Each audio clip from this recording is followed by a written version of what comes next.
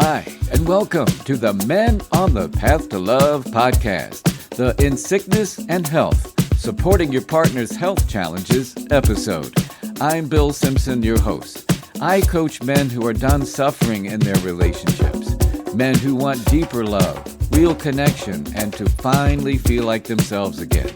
I help them become the best version of themselves and for their current relationship or the one they're ready to find, so they can live the life they love.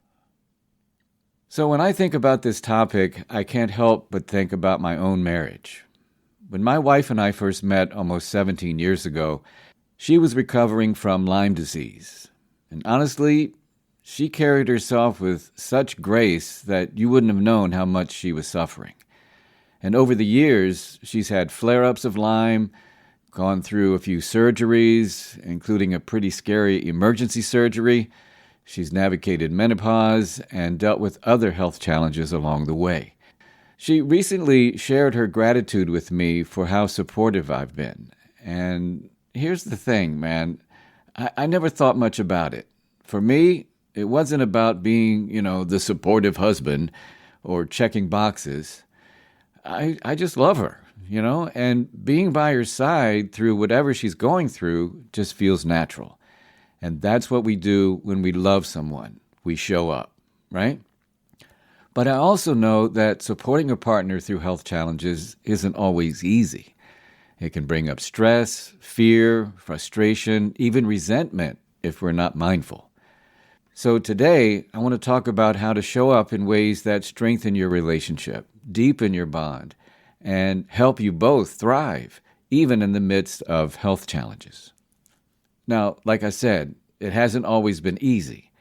My wife's physical limitations have at times been a source of disappointment for both of us, whether it was making love, going for a hike, or just keeping up with the chores around the house. Her health challenges sometimes got in the way. And I'd be lying if I said I never felt frustrated or disappointed. But every time those feelings came up, I reminded myself of the bigger picture, my commitment to her and our relationship. In sickness and in health aren't just words, it's a practice. And choosing that perspective has kept me grounded through the challenging times. I also think of a couple I'll call Jim and Pam, okay? When they first got together, Pam was vibrant, active, and full of energy. But one day she felt something in her breast that concerned her. And with a family history of breast cancer, she decided to get a mammogram. And the results confirmed her fears. She had breast cancer. And as you can imagine, the news was devastating for both of them. Suddenly, their lives were filled with doctor's appointments, treatment schedules, and decisions about surgery. And when the time came to decide on a mastectomy, Jim was terrified. Inside, he was freaking out. He was worried about Pam's health, the strain of having extra responsibility with the kids, and inside, he was wondering whether he'd still be physically attracted to her after surgery. And sometimes Jim's fears came out sideways. For example, during one stressful week of chemotherapy, they were watching a movie with a steamy sex scene in it, and Jim blurted out, "Well, I guess we won't be doing that anymore." And that really hurt Pam's feelings. And in the same week, he snapped at her for forgetting to pay a bill. But his frustration wasn't really about the bill or even the sex. It was his fear coming out sideways. And what Jim didn't know at first was that Pam was wrestling with her own fears. And with his comments, she wondered, will he still find me attractive? Will he still want to be married to me after this? Well, fortunately, they agreed to join a breast cancer support group at the hospital. And there, they heard other couples talking about the very same concerns. They both realized that they weren't alone in their fears, and this gave them the courage to talk about it privately. And to their surprise, when they finally opened up, it took so much of the fear away. Talking about their fears brought them closer. And after the mastectomy, it wasn't as bad as either one of them expected. Jim reassured Pam that he was still attracted to her, now more than ever, and that his love and commitment weren't going anywhere. And after hearing and feeling this, Pam felt much more free, knowing she didn't have to hide her insecurities. So here's what I'd like for you to take away from this story. Health challenges don't just test the body, they test the relationship, right? And yet when couples are willing to face their fears honestly, get support and talk about it openly, they often come out stronger. Jim and Pam discovered that what they feared might tear them apart actually deepened their bond and connection. So it's important to understand that health challenges affect nearly every couple at some point. According to the U.S. Department of Health and Human Services, 6 out of 10 adults live with at least one chronic health condition. That means if you're in a long-term relationship, chances are either you or your partner will face some significant health challenge.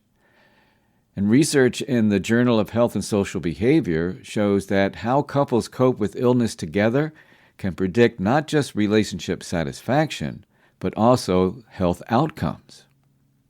In other words, the way you respond to your partner's challenges can literally affect their recovery and well-being.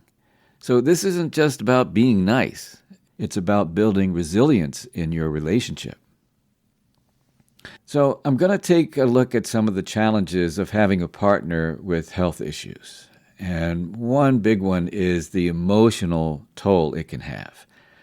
When your partner is sick or struggling, it's not only their body that's affected, it can impact their emotions as well as yours. The fear, uncertainty, and burnout, exhaustion. A study in the Journal of Psychosomatic Research found that partners of people with chronic illness often experience what's called caregiver burden, stress, anxiety, even depression.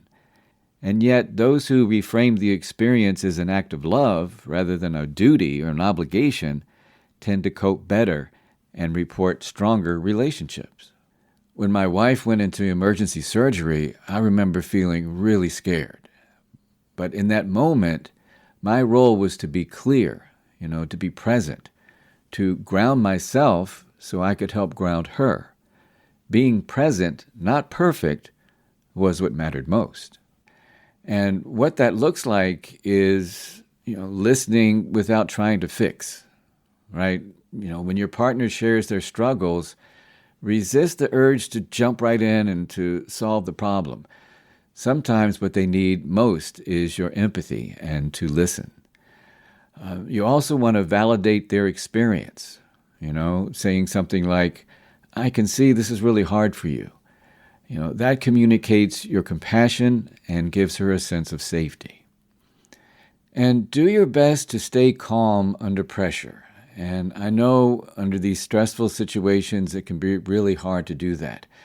But it's understanding that your nervous system influences your partner's nervous system, okay?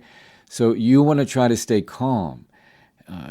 Take some deep breaths and get yourself centered so you can help her feel more grounded. Think of it like being her anchor in stormy waters, right? That you want to be there for her to get through what she's going through, which is a lot of stress. Now, another challenge is when there are shifts in roles and responsibilities in the relationship. Illness often changes the day-to-day, your routines. Suddenly, one partner may have to take on more household duties or parent responsibilities or even the financial stressors. And with the research, the family systems theory highlights how shifts in one partner's ability to function inevitably can ripple through the whole family system. So if roles aren't talked about openly, that resentment can slowly creep in. And I think about during my wife's recovery periods, there were times when I picked up more of the household load. Did I always love doing extra chores or the shopping? No, but I saw it as a way to support her healing and us as a team. And when we talked about it, it felt like teamwork instead of that imbalance and stress. So again, communication is the key. You got to talk about it, man. Talk about your roles, and ask. Don't assume, and instead of guessing what your partner needs, just ask her, what would be most helpful right now? It's that simple. And don't be a martyr. Yeah, man. Get help from your friends, family, or even hire some services if needed. And after a while, you'll want to revisit your plan. What works in one stage of illness may not work during another. And another thing to understand is that partnership isn't about keeping score. And that happens a lot. Well, I did this for you. No. No, it's about working toward your shared well-being, right? Another big challenge that couples face when there are health issues, and that's with intimacy and connection. Health challenges can affect physical intimacy, whether because of pain, fatigue, or maybe medication side effects. And they can also create emotional distance if one partner withdraws. And I've seen it happen. And studies from the Journal of Sexual Medicine show that couples who maintain open communication about intimacy during illness report greater satisfaction, even if their sexual activity decreases. It's about closeness, not just sex. When my wife was navigating menopause, intimacy sometimes looked different. It wasn't about what we used to do. It was about staying emotionally connected, showing affection and finding new ways to be close. And one more challenge I'll mention, and that is to take care of yourself, your needs as the supporter. Here's the truth, man. Supporting your partner doesn't mean ignoring yourself. In fact, neglecting your own needs can backfire on you. The American Psychological Association says that caregivers who don't practice self-care are more prone to burnout, which undermines both their health and their ability to support their partner.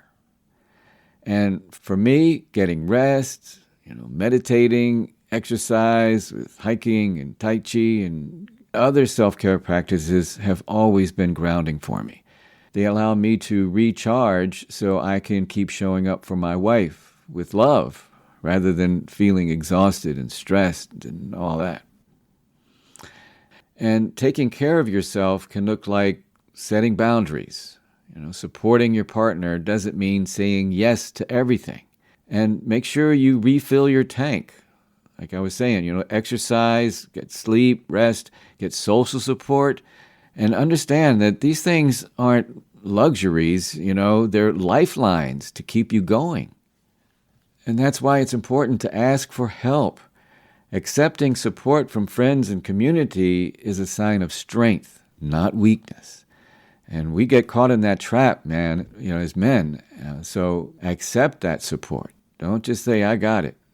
Because remember, you can't pour from an empty cup, right? Yeah, and oftentimes, like with Jim and Pam, or even my wife and me, there can be a silver lining. Navigating health challenges, or as our bodies go through changes, it can actually help to deepen a relationship. And again, research backs this up. In the Journal of Marriage and Family, it found that couples who worked through illness together often reported greater appreciation, stronger bonds, and more meaning in their relationship. And looking back, my wife's challenges have made us stronger, for sure. Each surgery, each flare-up, each scary moment has reminded me how precious she is, how precious we are, how precious life is. And it's not that I wanted those challenges, but I wouldn't trade the closeness we feel as a result. And here are some things that helped me keep that closeness. One was practicing gratitude. I mentioned a lot of times on this podcast, sharing 3 appreciations every night before we go to sleep. And saying something like, I appreciate how strong you are, or I'm grateful we can face this together. Another idea is to create rituals, whether it's coffee together after appointments or a shared walk when possible, finding little things you can do that symbolize your togetherness, right? And take some time to reflect and find the lessons in what you're going through. Ask yourself, what is this teaching us about patience, love, and resilience? And remember, health challenges don't just test love, it can be a way to transform it. And if your partner is facing a health challenge, or if you're anticipating the day they might, remember this.